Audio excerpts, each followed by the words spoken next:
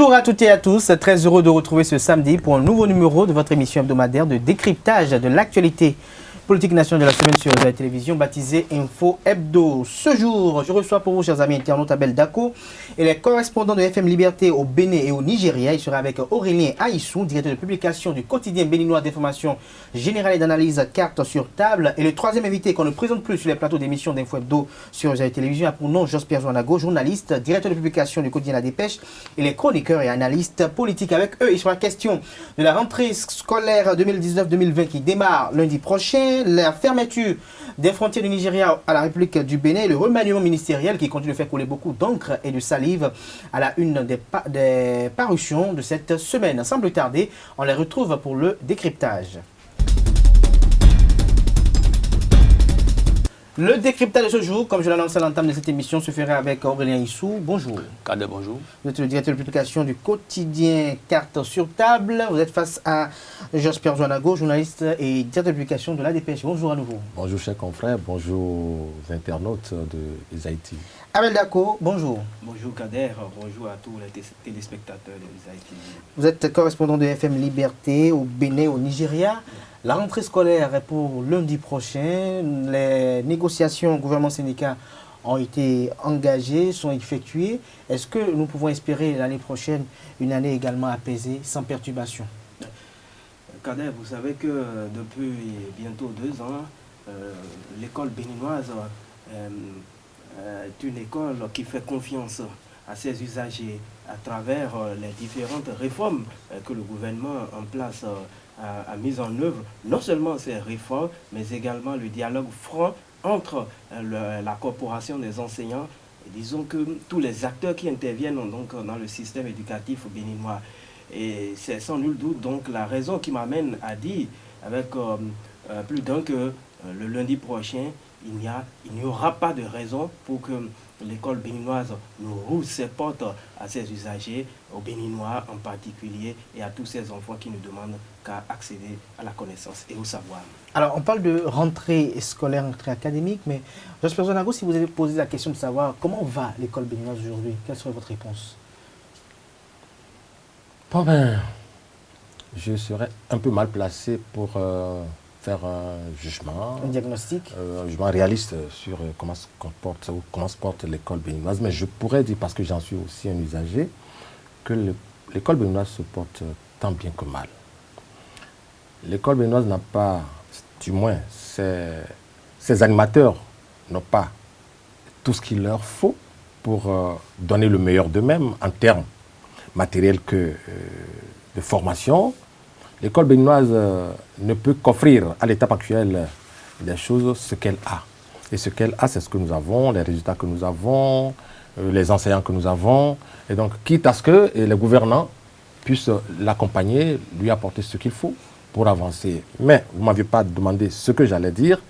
C'est vrai que tous les parents d'élèves, vous y compris, autant que nous sommes, on ne peut que souhaiter que les rentrées prochaines soient les meilleures.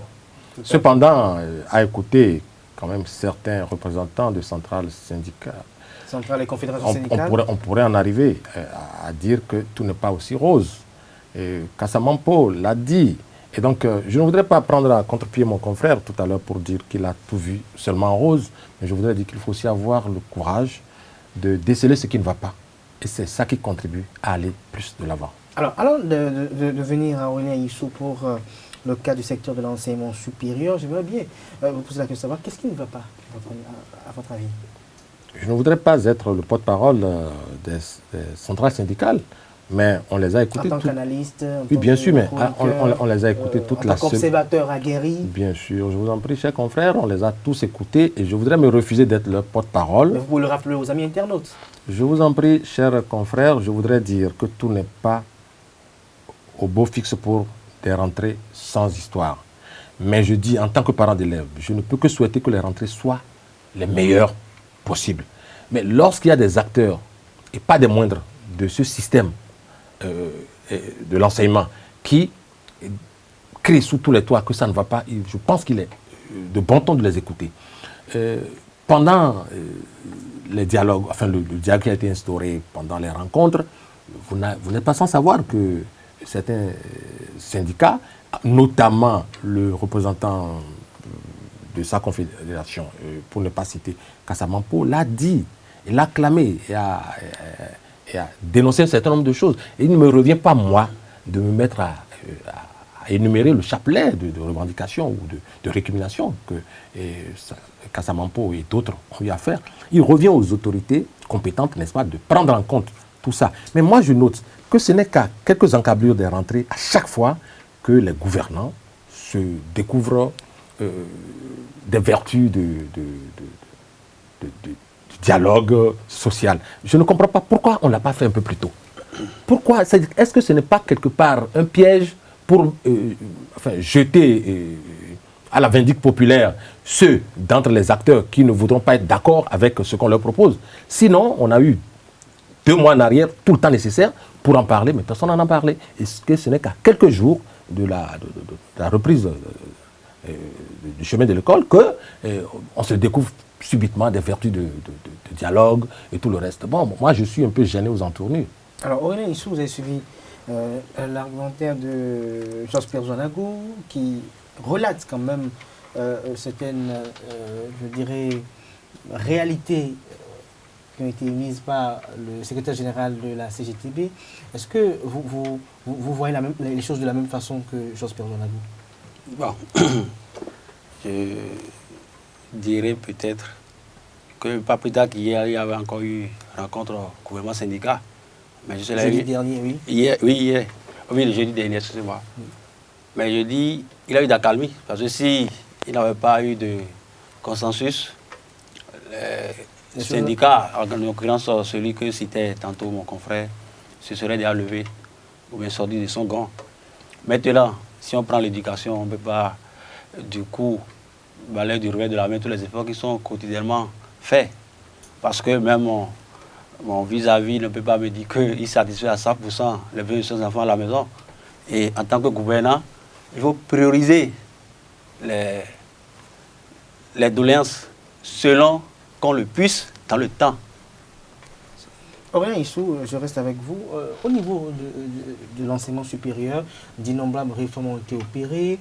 Nous avons eu depuis quelques semaines la publication des établissements privés d'enseignement supérieur autorisés à ouvrir leurs portes pour le compte de cette rentrée scolaire.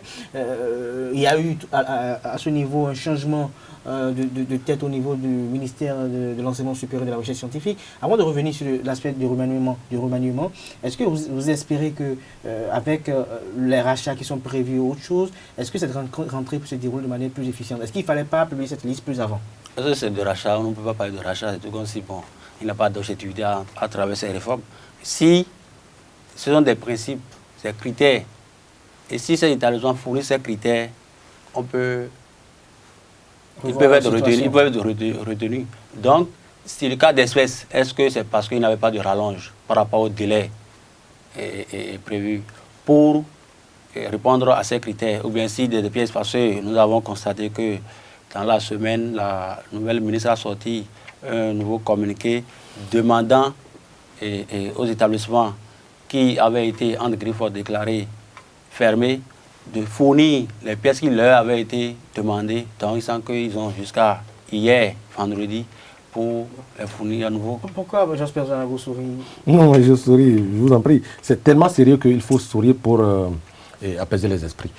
C'est vrai, mon confrère a dit quelque chose tout à l'heure qui m'a fait sourire pour me rappeler cette fameuse option qu'avait prise le gouvernement en ce qui concerne le certificat de conformité.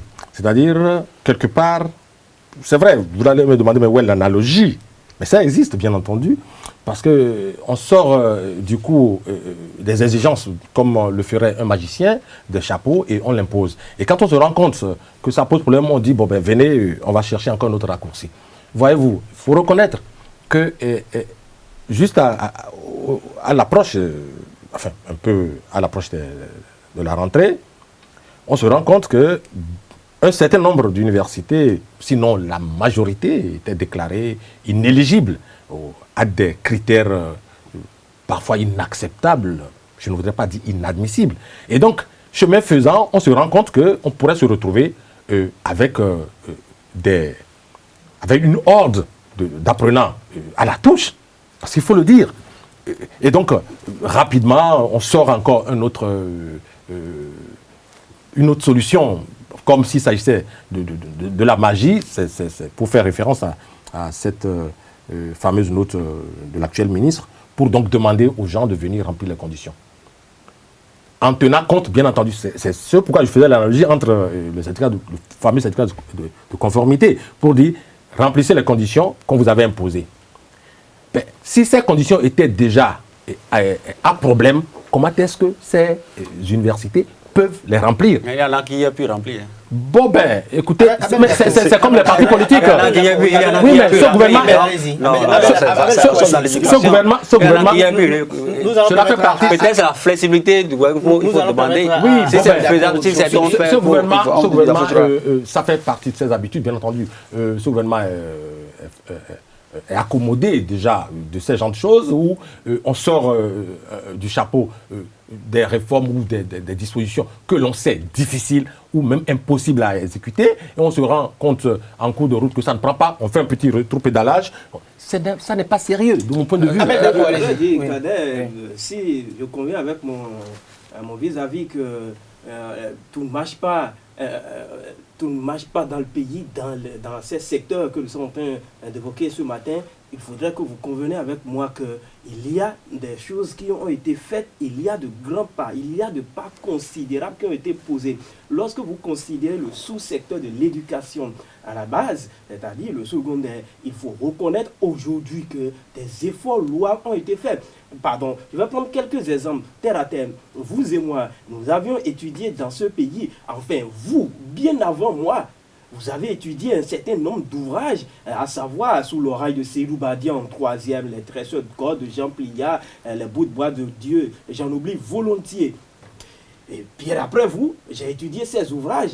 Je dois être dans la tranche de vos enfants ou quelque chose du genre. Donc vos enfants ont étudié les mêmes ouvrages. Il faut reconnaître que si ce gouvernement a eu le mérite d'entamer un certain nombre de réformes que beaucoup de régimes n'ont pas pu faire, à savoir la répartition des communes, la nomination d'un certain nombre de préfets et autres, des choses qui n'ont jamais été faites.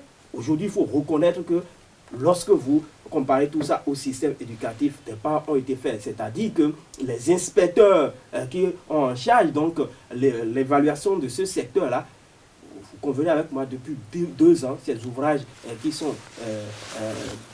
font la pluie et le beau temps à travers notre système éducatif, ces ouvrages ont été changés. C'est un grand pas qu'il faut avoir le mérite de saluer. Deuxièmement, dès la rentrée prochaine, les programmes qui ont été exécutés pendant longtemps, toujours que vous et moi, nous avons suivi des programmes dans leur contenu qui sont très lourds. Ces programmes ont été allégés pour le bonheur du système éducatif béninois. Mais Ahmed, d'accord, est-ce que l'allègement de ces programmes-là, de ces programmes-là ne constitue pas l'épicentre de ce qui rabaisse le niveau de nos apprenants? Aucunement.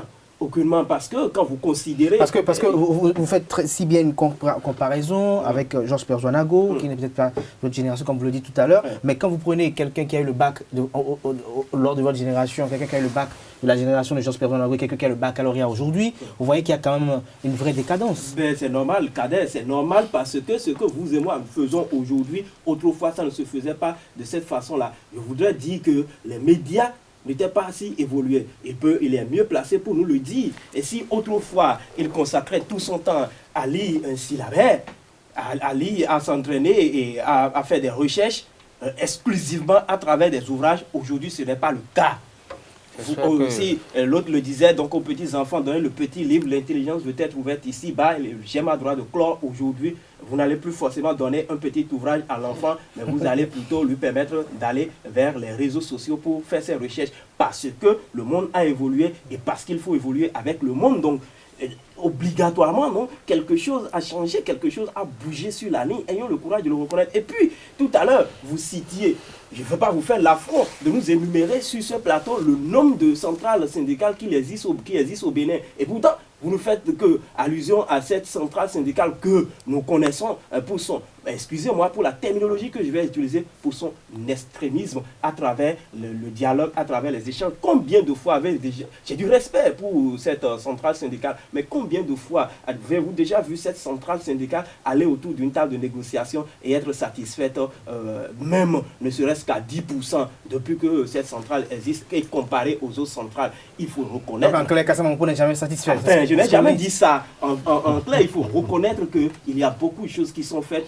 et les autres centrales syndicales sont d'accord parce que, vous l'avez dit, il y a eu la journée pédagogique des enseignants qui s'est tenue à temps. Nous avons parlé longuement sur ce plateau de l'évaluation diagnostique des enseignants parce que le mal est profond, le mal est béant. Il fallait creuser l'abcès et donc circonscrire le mal. C'est désormais chose faite et les déploiements sont en œuvre. Je voudrais dire ici que c'est l'homme qu'il faut qui est désormais à la place qu'il faut. Parce que le ministre Kapouma, on connaît bien ce système. Et vous l'avez vu, désormais, il y a beaucoup de choses qui sont en train d'être changées et ayons le courage de le reconnaître. Je l'ai dit ici, il y en a qui avaient toujours inscrit leurs enfants dans le privé. Mais désormais, ils peuvent le faire parce que il n'y a plus de perturbations. Je voudrais aussi notifier que vous saviez, sans nul doute, le nombre de semaines pour la validation d'une année scolaire au Bénin était à 36.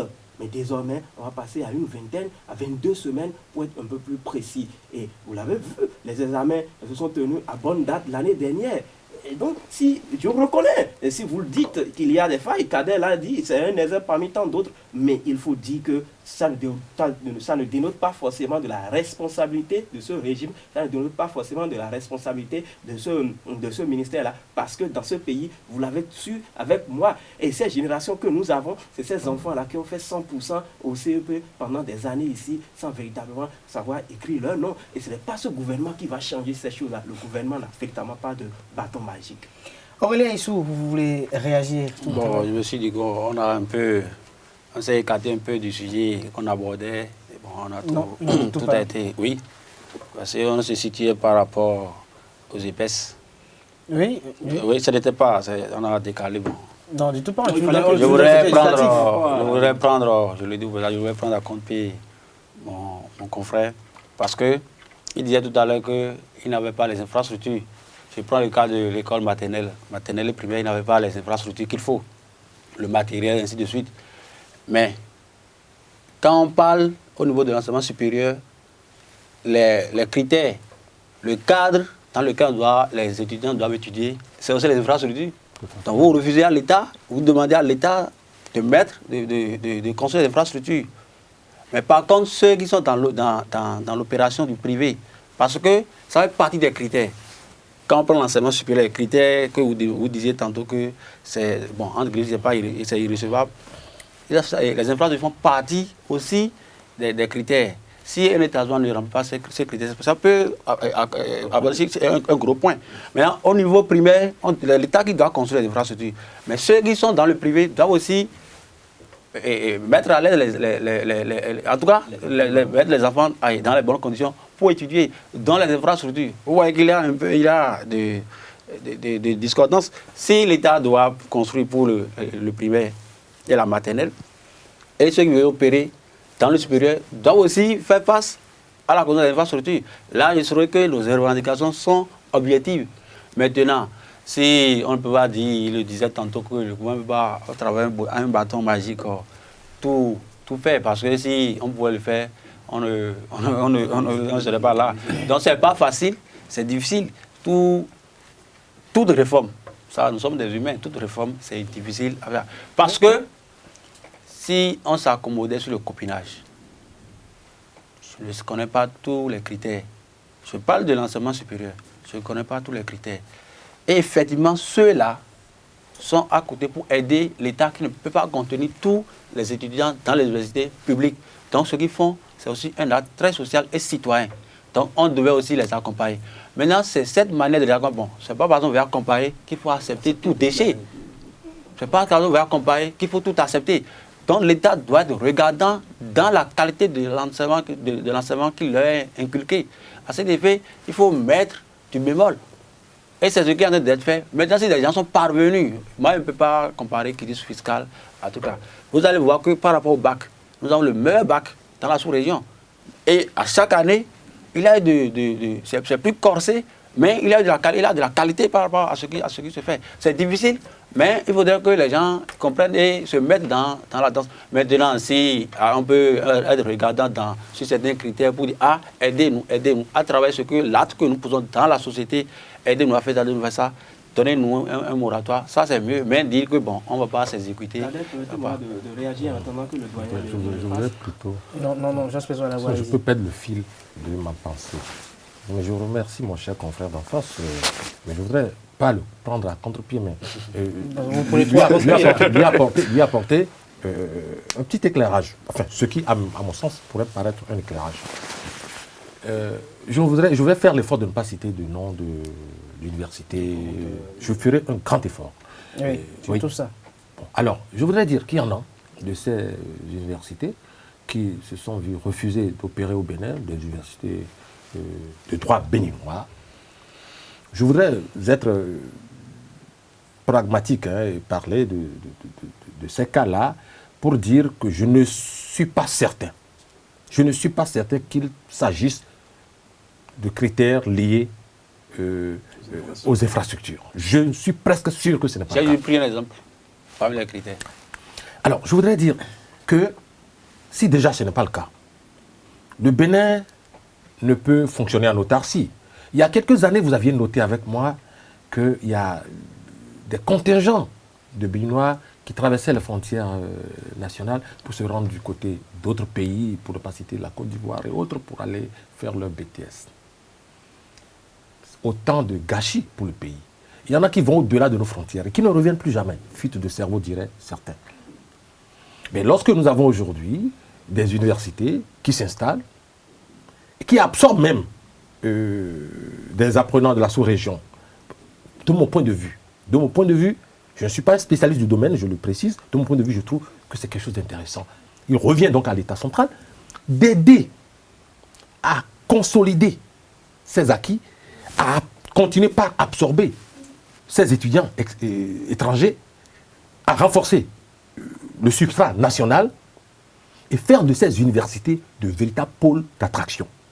Mais lorsqu'on constate qu'on les ferme, les promoteurs s'en vont. Et on apprend, ne me dites pas que la Côte d'Ivoire et d'autres pays sont les moins regardants sur l'éducation, où ceux-là font la pluie et le beau temps, ils partent d'ici, ils vont s'installer ailleurs, ils font la pluie et le beau temps, ils sont dans les top 10 ou top 5 des meilleures universités. Reconnaissons quelque part qu'il y a quelque chose qui se passe qui n'est pas bon. C'est mon point de vue. Voilà, je vue. Alors, Abel Dako, au sujet des réformes au niveau des établissements privés d'enseignement supérieur, il y a plusieurs critères, un bâtiment en propre, le programme qui est effectué dans ces établissements privés d'enseignement supérieur, l'effectivité des cahiers de texte. Nous avons également le suivi rigoureux de l'administration. Il y a tout un package qui a été celui à travers lequel ou sur lequel le Conseil consultatif national d'enseignement supérieur s'est basé pour effectuer ce travail. Mais quand vous, à l'issue de ce travail-là, quand vous prenez la liste des établissements privés d'enseignement supérieur agréés, quand vous prenez la liste des écoles, établissements privés d'enseignement supérieur fermés, quels sont vos sentiments, Abel Dako, en toute impartialité? En toute impartialité, j'ai un sentiment de Béninois fier d'appartenir à mon pays, fier parce que lorsque dans la démonstration, lorsqu'en faisant la radioscopie de ces universités privées, vous notifiez très bien que désormais, les nôtres, l'expression n'est pas très commode, très acceptée chez nous. Lorsque vous acceptez que des Béninois composent désormais le BTS chez eux, ayez le courage de dire également que c'est, pour la plupart, c'est grâce à ce régime qui a prouvé que ce ne serait pas, je dis s'il vous plaît, je dis que c'est pour ne pas exposer ces enfants à un certain nombre de risques parce que c'est vrai, la réforme a pris corps avec un régime précédent, mais ça a été plus approfondi parce que désormais, non seulement ils composent au sein de leur université, mais également ils composent sur le plan national pour valider ces diplômes. À partir du moment où l'État veut avoir un regard sur ces universités... Même cette semaine, le lancement des masters. Des masters. Il faut comprendre et admettre que l'État doit pouvoir mettre sur table un certain nombre de critères. Deuxièmement, reconnaissez avec nous que lorsque, dans ce pays, vous avez des universités privées, s'il vous plaît, dans une chambre à coucher, un salon, ce n'est pas exagéré que de le dire ainsi. Lorsque vous avez des directeurs d'études qui n'ont pas, s'il vous plaît, la licence, je vous en prie, souffrez que le gouvernement nettoie ce secteur-là. Vous avez des universités privées où on a l'autorisation de former dans une filière, mais on va créer d'autres filières pour lesquelles on n'a pas l'autorisation. J'ai toujours dit, et je l'ai dit sur ce plateau la dernière fois, que le système éducatif d'un pays est un système sensible. C'est l'un de mes anciens directeurs qui compare l'éducation à la chirurgie. Lorsque vous apprenez à l'enfant à mal opérer, demain il opérera mal. Et c'est pour cette raison que le gouvernement a pris donc ses responsabilités. Admettez avec nous que le système est bourré de choses peu acceptables. Alors merci à vous, Abel Dako. Il a vraiment répondu à la Abel question que Dako, vous avez oui, posée. c'est ce que Ou alors je c'est veux question maison. Non, Vous êtes autant invité que nous. je veux Les listes de comparer. Je viens. Abel Dako, lorsque vous voyez les résultats des travaux, les résultats provisoires des travaux du Conseil consultatif national de l'enseignement supérieur, il y a des universités qui sont agréées, d'autres qui sont dans le régime d'ouverture. Quand vous prenez cette liste, quels sont vos sentiments? Et j'ai commencé par dire que je suis fier. Et ce sentiment, c'est la fierté. Donc, je pense avoir répondu à la question. Merci à vous de l'avoir rappelé. Alors, nous avons un autre sujet qui nous attend, René Aïssou. Est-ce que nous pouvons espérer une rentrée, comme on le disait tout à l'heure, une rentrée apaisée, sans perturbation tout au long de cette année scolaire? Oui, je l'ai dit à l'entame que ça présage, s'il a calmé, ça présage que tout est déjà fait prêt. Parce que, qu'est-ce qui crée la dissension? C'est l'énergie financière. Tant il me semble que les primes ont déjà été virées. Voilà. Les primes ont été virées déjà depuis... Puisqu'ils ont fait la pré-rentrée le lundi dernier. Donc les primes ont été virées, tout ce qui doit être fait. Et si ça a été fait par le je gouvernement. pense bien.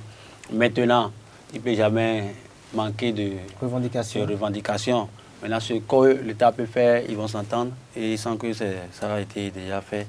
Et au fur et à mesure, ça sera réglé. Ça sera réglé. Alors, l'autre sujet qui nous réunit ce matin, c'est la fermeture des frontières du Nigeria au Bénin. Nous avons un journaliste qui opère dans les deux pays. Abel Dako, vous êtes correspondant de FM Liberté au Bénin au Nigeria. Alors, comment vivez-vous cette actualité? C'est une actualité que, pour le compte de la chaîne dont je suis le correspondant, nous sommes en train de suivre de très près. Parce que cette opération n'a rien de nouveau. Cette opération... Quelle opération? La fermeture La fermeture, Brothers Grune, c'est le nom de l'opération, la fermeture de frontières avec le Bénin. Je disais donc que cette opération n'a rien de nouveau parce que, faut le dire, c'est désormais cyclique. Enfin, lorsque le Nigeria, notre grand voisin, estime qu'il y a un certain nombre de choses qui ne fonctionnent pas très bien avec ses voisins, le pays prend ses responsabilités en fermant partiellement ses frontières, parce que ce dont il est question, et on ne l'explique pas suffisamment aux Béninois, le Nigeria n'a pas fermé ses frontières pour fermer ses frontières. Lorsque vous voulez accéder au Nigeria aujourd'hui, cher ami Kader, et que vous avez vos papiers à jour, et que les raisons de votre séjour au Nigeria sont précises et connues, vous traversez la frontière sans aucune difficulté. Ce dont il est question, c'est une opération qui consiste à empêcher l'entrée d'un certain nombre de produits en provenance du Bénin vers le Nigeria. C'est ce qu'on pourrait appeler en termes diplomatiques le protectionnisme. Parce que lorsque le Nigeria accepte qu'un certain nombre de produits quittent un pays X pour entrer dans son pays, vous convenez avec moi que ça n'arrange pas forcément son économie. Et donc le travail que nous avons fait sur le terrain, où nous avons eu l'honneur d'être invités pour faire le tour de la plupart de ces frontières, nous avons vu des Béninois rentrer régulièrement au Nigeria sur la présentation de leur passeport et sur poursuivre des raisons fondamentales qui les envoient au Nigeria. Nous avons fait le tour, donc, comme je l'expliquais, et ceux qui ont été régulièrement repoussés vers le Bénin, c'est ceux-là qui entrent au Nigeria de façon frauduleuse et par des entrées poreuses, par des entrées qui ne sont pas recommandées, et qui vont avec des produits ou qui reviennent avec des produits qui forcément ne passent pas par la douane de ce pays-là. Donc, cette opération, il faut le dire encore une fois, pour la postérité, ce n'est pas la première fois que ça arrive sous le régime du feu général Kékou. Ça a été déjà fait et bien avant même. Et une fois encore, l'opération est rééditée et va durer quelques jours. Et évidemment, ça va connaître l'opération va arriver à sa fin et la partie nigériane, selon ce qui nous a été expliqué, fera le bilan pour comparer les données qui ont été reçues et si c'est possible, on passera à la réouverture. On passera à la réouverture de ces frontières. Alors, il a annoncé ce samedi un petit à-tête entre le président du Niger, du Bénin et la République fédérale du Nigeria pour que cette situation se décante finalement, Josper Jonago. Est-ce que vous espérez véritablement qu'il y ait une lueur d'espoir à la fin de ce conclave des chefs d'État? Merci, mon cher confrère, d'avoir énuméré un détail de taille. Il y a une rencontre samedi. Ce jour, pour discuter de cette situation. Je ne voudrais pas prendre à contre-pied parce que nous avons nos pieds à jour ici. Cependant, c'est Aurélien qui a introduit ce mot de contre-pied.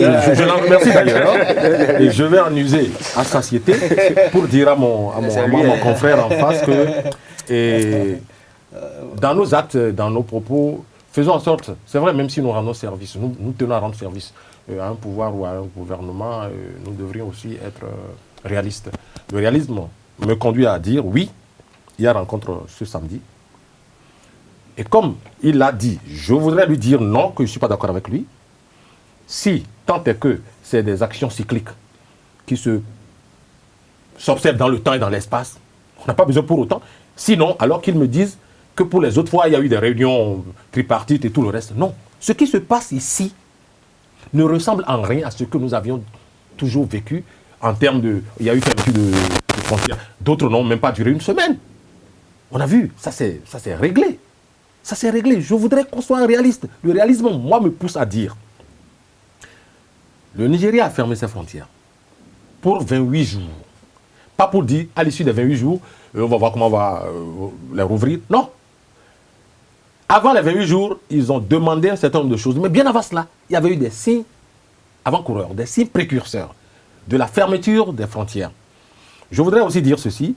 Les frontières qui ont été fermées, même si c'est partiellement, ne le sont pas seulement entre le Bénin et le Nigeria. Ça, je voudrais le dire aussi. C'est pratiquement tous les pays limitrophes du Nigeria, officiellement. Mais vu les rapports que les uns et les autres ont avec le Nigeria, ces pays le sentent moindrement que nous autres. Pourquoi? Le Bénin a 125 km de frontière avec le Nigeria. Ce n'est pas la même population. Allez-y, s'il vous plaît. Donc, permettez à Josper Jonago de imposer son... Je suis heureux, je le serai encore davantage tout à l'heure lorsque mes confrères ils vont abonder dans mon sens sans utiliser les mêmes mots que je vais utiliser. Je dis, nous le sentons, ils le sentent moindrement ailleurs que nous ne le sentions. Et je suis certain que tout à l'heure, il disait que, et ça c'est vrai, désormais on exige le passeport pour que vous rentriez. Vous n'allez pas me dire qu'il y a un an en arrière, on exigeait le passeport forcément pour que le Béninois entre. Pas du tout. Je ne voudrais pas non plus nous rappeler ici que le Nigeria est figure de proue de la CEDEAO où on prône la libre circulation des personnes et des biens. Lorsque je dois aller sur le territoire suisse ou autre territoire en Europe, je ne trouverai aucun inconvénient à ce qu'on exige de moi un passeport. Un passeport. Mais lorsque je voudrais aller à Lomé, à côté, ou à Lagos, ou à Badagry, ou je ne sais, je vais tiquer lorsqu'on va me demander de présenter mon passeport. Ça, c'est moi, ça. Peut-être que ce n'est pas votre avis à vous autres, mais c'est mon avis. Parce que je me dis, j'ai mes parents à Badagry, j'ai mes parents à Ilakondi, ou un peu juste après à Néron, et je dois pouvoir les voir en présentant juste un petit papier, la carte d'identité dans une certaine mesure, et traverser, aller dire bonjour et revenir. Mais vous convenez que vous traversez des frontières. Non, je voudrais dire que Aujourd'hui, ça n'est pas véritablement le cas. Le Nigeria est en train de corser les choses en disant haut et fort, nous reprochons au pays, à ces pays-là, et pour ce qui nous concerne, parce que je suis béninois, nous reprochons au Bénin de déverser des tonnes des cargaisons de produits que nous autres, nous jugeons prohibés. Chez nous, il y a que des armes circulent. Mais justement, à ce niveau, j'ai une question un peu particulière à vous, Georges Lago. Est-ce que vous êtes sûr qu'il n'y a que le Bénin qui déverse sur le marché nigérien des produits de qualité douteuse? Est-ce que le Nigeria également ne déverse pas sur le marché béninois des produits de qualité douteuse? Parfois, nous voyons des produits au marché international dont on parle, où sont des produits qui sont exposés à la chaleur, où on voit un peu la manière dont ces produits sont fabriqués, qui viennent concurrencer aussi, chez nous aussi, les productions de la Sobebra. Est-ce qu'il n'y a pas une sorte je dirais, de dictat qui s'impose? Je ne trouve pas de dictat, mais je voudrais dire ceci, chaque pays est libre, n'est-ce pas, d'organiser à l'interne ce qui lui convient ou ce qui ne lui convient pas. Le Nigeria a estimé que le Bénin envoie, par le truchement du Bénin, des tonnes et des tonnes de riz dont ils ne veulent pas envoyer chaque fois au Nigeria. C'est-à-dire, je veux prendre l'un des produits. Le Bénin, il revient au Bénin de dire, je constate aussi qu'il y a des tonnes de ci ou de ça qui sont déversées sur mon territoire.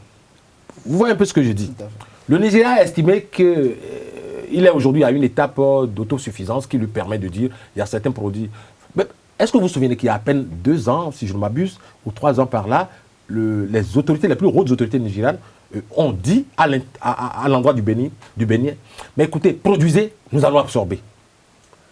C'est-à-dire, le Nigeria sait ce qu'il veut. Le Nigeria produit aussi, mais se retrouve dans une situation malaisée lorsque des produits viennent du Bénin, à travers le Bénin, pour concurrencer. Là où moi, ça me gêne, et je me dis que nous le sentons autrement que les autres, qu'on ne le veuille pas, c'est par le port du Bénin que le Niger, dans une certaine mesure, est approvisionné. Le Niger, je ne parle pas du Nigeria, le Niger, le Burkina Faso, et que sais-je encore.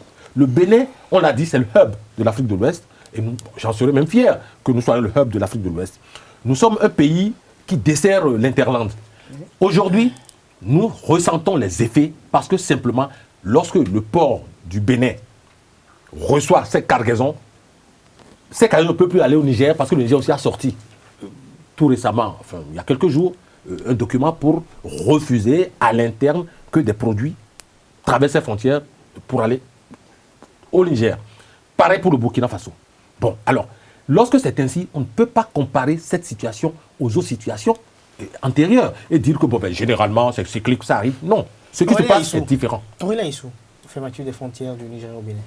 Bon, ça agit sur l'économie nationale.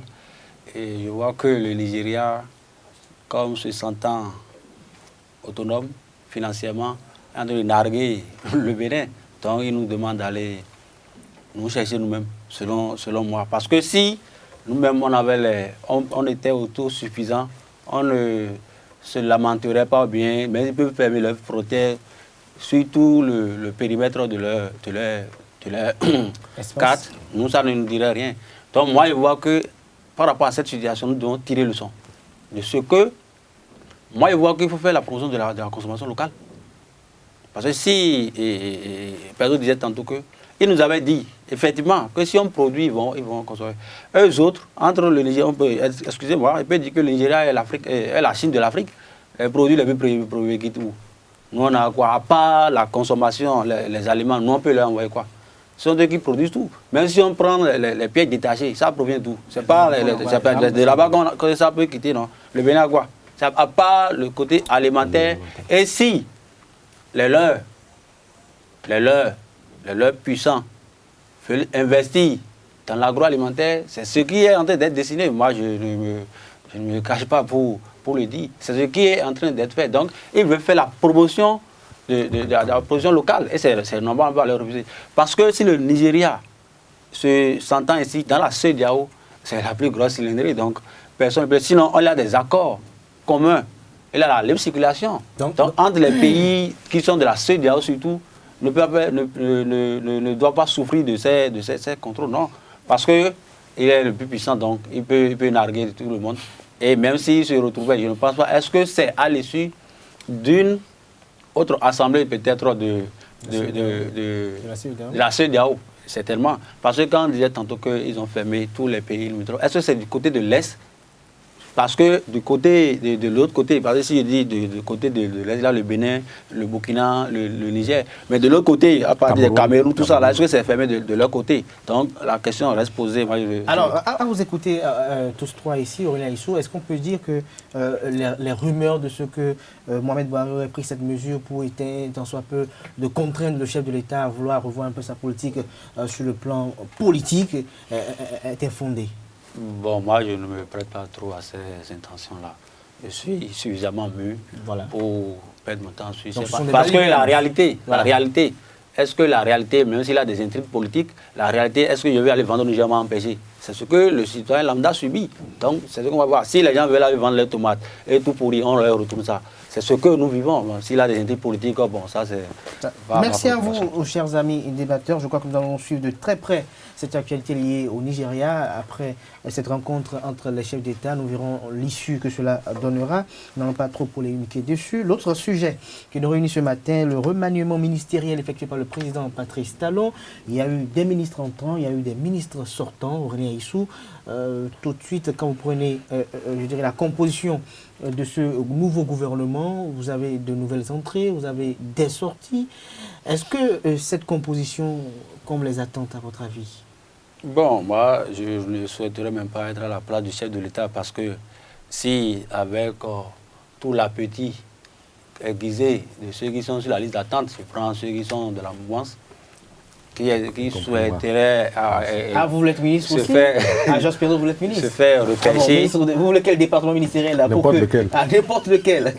Je me demanderais si ceux qui étaient sur la liste d'attente, qui pensaient que, bon, on a déjà franchi la ligne de la 3e année après 3 ans, est-ce qu'il ne fallait pas, normalement, est-ce qu'il ne resterait que 6 et que le nombre, le reste, soit passe l'entrée, les 18. Mais il a fait l'effort parce que de 21, on est allé à 24. Il a effectivement eu 3 sorties et 6 entrées. Les sorties, est-ce qu'on leur reporte des choses? Non. Si, au nom de la fidélité, on peut dire laisser place à d'autres qui viendront. Parce que c'est ce que moi, je peux dire, puisque si j'ai fait sortir 3, donc c'est malgré lui qu'il a été obligé d'augmenter ça à 24. Ok. Alors, Abel Dako, des voix s'élèvent pour, je dirais, aller fustiger la composition de ce gouvernement parce qu'il y aurait absence de partis politiques, d'autres partis politiques se réclamant de la mouvance présidentielle tels que Union démocratique pour le nouveau IDBN, tels que Dynamique unitaire pour le développement de la démocratie DUID, tel qu'un parti politique se réclamant de l'opposition constructive, la force politique pour le développement du Bénin FCDB. Il y a également le parti de renouveau démocratique. Est-ce que le chef de l'État aurait dû ouvrir le jeu à votre avis? Ce n'est pas une question, en matière de remaniement ministériel, ce n'est pas une question d'ouvrir le jeu ou pas. Ce n'est pas une question de... Quand on se rappelle que lorsqu'il y avait eu les tensions à l'issue des élections législatives du 28 avril 2019, l'ancien candidat à la présidentielle, ancien Premier ministre, Aurélien Issou, réclamait un gouvernement d'unité nationale. Et ce gouvernement est d'unité nationale. C'est rien que des Béninois. C'est rien que des Béninois, ça c'est le premier aspect qui saute à l'œil. Non, mais quand... Je pense que quand on parle d'unité nationale, c'est un gouvernement où peut-être toutes les composantes politiques, toutes obédiences confondues, se réunissent à... Sérieusement, on ne peut pas mettre dans un gouvernement toutes les obédiences politiques. Je vais vous surprendre parce que vous ne pouvez jamais admettre l'argumentation que je vais développer. Et en tant que Béninois, je trouve qu'il y a un gros effort qui est fait en tenant compte du développement du pays.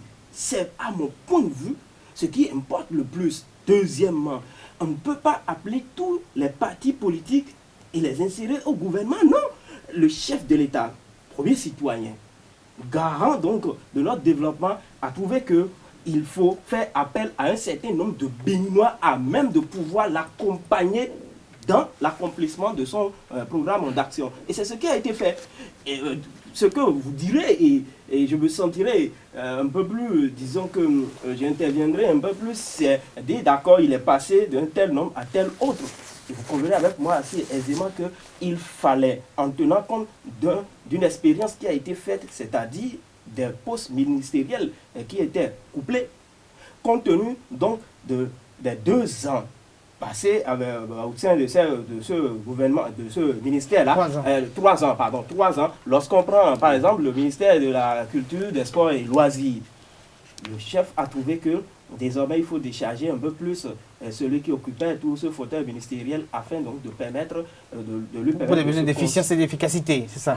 Alors, Jasper Zanago, sur la composition de ce gouvernement, est-ce que, une fois vu les profils, je ne vais pas vous poser des questions sur les affinités politiques, parce que je vois déjà ne lisez pas dans ma tête. votre air, mais est-ce que le profil des personnes choisies vous convainc? Est-ce que le profil des personnes choisies vous convainc? Est-ce que vous sentez qu'il y a été un remaniement ministériel qui est fait, non pas pour récompenser, mais pour appeler des hommes à la tâche? Ah oui, je vais vous surprendre, c'est cela ce que vous attendiez de moi. Formidable, c'est ça, c'est-à-dire c'est un mélange extraordinaire. Au point où même, certains qui sont sortis du gouvernement, qui ont été limogés, ont été rappelés. C'est-à-dire, je dirais c'est une insulte à l'intelligentsia béninoise. Non, mais est-ce qu'ils ont été sortis du gouvernement? Ah ben, je ne savais pas que Jérôme était au gouvernement et encore revenu au gouvernement. Je ne savais pas qu'il était toujours ministre et il a été reministré en griffe. Bon, si c'est le cas, je vous le concède. Ben, je croyais qu'il était déjà sorti du gouvernement et qu'on Il était conseiller spécial. Est-ce qu'il était ministre au moment de sa rénomination, si vous voulez? Non. Je vous en prie, chers confrères, concédez avec moi que un jour, on a appris tous que Jérôme a été limogé.